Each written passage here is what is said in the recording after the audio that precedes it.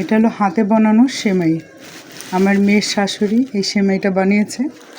এখন চুলায় গরম পানি দিয়েছি, তারপর নারকেল দিয়ে করব আর গুড় দিয়ে করব, শেষ। অনেকে কি করে, এই গরম পানির ভিতর দুধটা ঢেলে দেয়। এটা মোটেও করবেন না। তাহলে জিনিসটা মানে ভালো হয় না।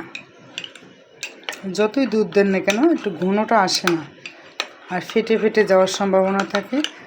এই যে দুধটা যে ঘনটা, এই ঘনটা থাকে না।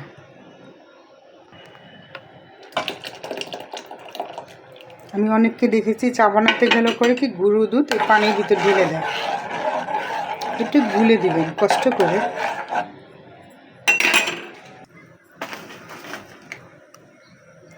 আমার এই গুড়টা খুবই ভালো।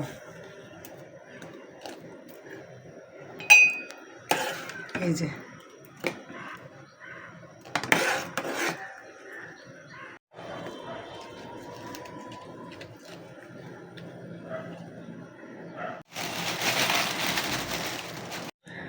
এই সেমাইটা আমি কখনো রান্না করি নাই, এই ফার্স্ট টাইম।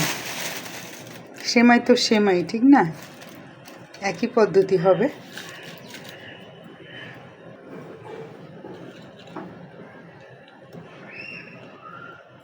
বেশি নাড়াচাড়া দেওয়া যাবে না।